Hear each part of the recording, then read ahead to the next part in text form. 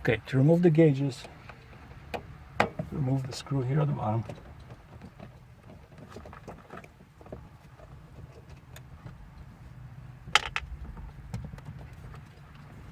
Grab the gauge from the top, pull it off. At this point, you push it from the back, hold the front, and push the gauge out. Now you can disconnect it. There it is. And here's the bracket with the head already mounted. Right now it's held by goop. To remove this head, you can unclick it from here. And then here in the front, since it's glued down, and goop is very flexible and it will eventually break the bond if you pull on it hard enough. So if I hold everything here together so not to break anything and carefully pull it off, I will break this bond eventually. There it is. So this is the bracket, here's the head, this is how it connects. So this is where you will put a little bit of goop, about a pea-size amount, and then to put it back together, you just snap it in, you hold pressure right here, and you're done. And this is how you remove all of them. Some may be more difficult to remove. Some of them I have screw in them. So I think I might have put screws in a couple of these. So in this case, what I'm going to do is go and remove the head separately.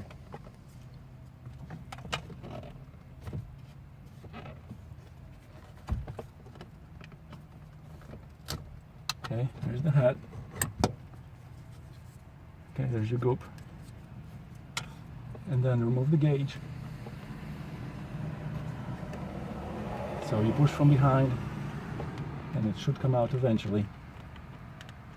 It does take a little bit of work.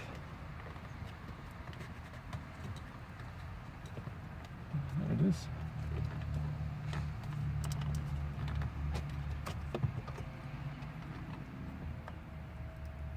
Okay. Okay, so I can see there's a screw right in the middle. So once I remove the screw, I will be able to pop the gauge right out, the bracket right out. I'm going to remove this gauge. Again, just depends on how tight your bracket is. That will depend whether it's easy or difficult to remove it. This one is slowly coming out. There it is.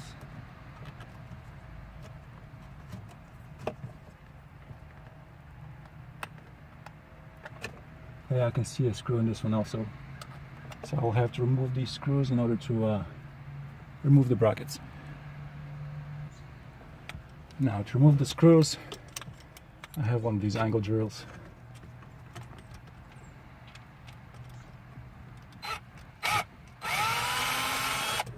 Okay, there's screw number one.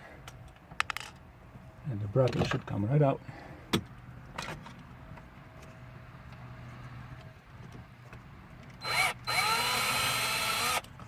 Screw number two, and the bracket comes right out.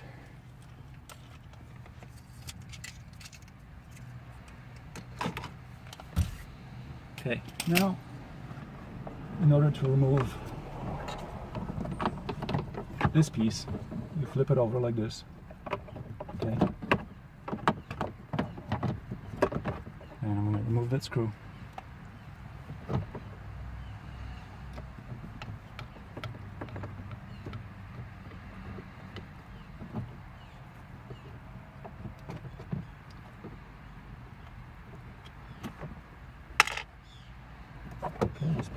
This metal piece comes right out.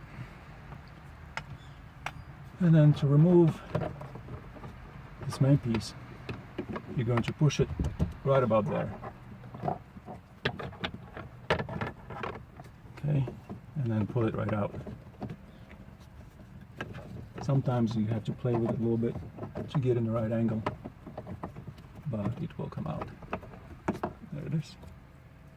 So to put it back in, you do the same thing but in reverse. This longer piece here will go in first, and this, I believe, doesn't really matter which way you're facing it. It should go right in anyway.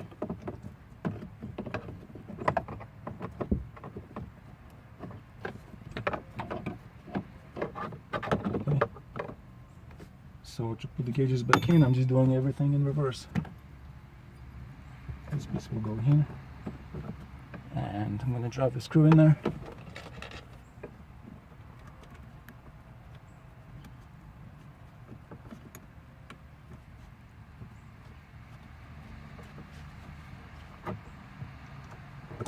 Everything is hand tightened.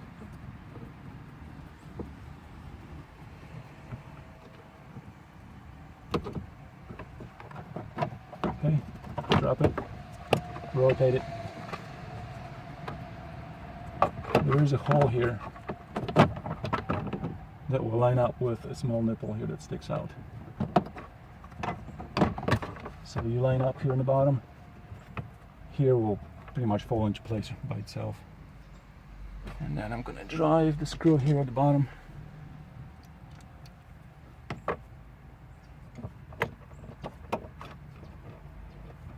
This one you have to be really careful with because you're driving it into a plastic piece there, and you don't want to over tighten it. So you want to make sure it's nice and loose. Tighten it just a little bit, not too much, so it's still a little bit loose. So when you put your gauges back in, you still have a little bit of room of adjustment if you need to. If you want it to go up, the other one should come down, you can still do that. So once you get them lined up perfectly, you can then tighten that screw. Let's push this guy in. Put your gauge in. And there's a number of different ways you can do this. You can go ahead and mount your heads first. Put your goop right there in this spot. Let it dry out overnight. You can go ahead and put your gauge in at this point. These are a little tight, but that helps so they don't rotate out of place. Okay. And then all you have to do is run your wire, connect it to your gauge, hold it from the bottom, this bottom bracket. You want to hold it from the bottom when you push from the top. Okay, goes right in. If you want to drive the screw to make sure this guy doesn't come out, looks like this one is actually for here. There it is. So you would, if you want to drive your screw so it doesn't sit loose in there like that, you would do that first.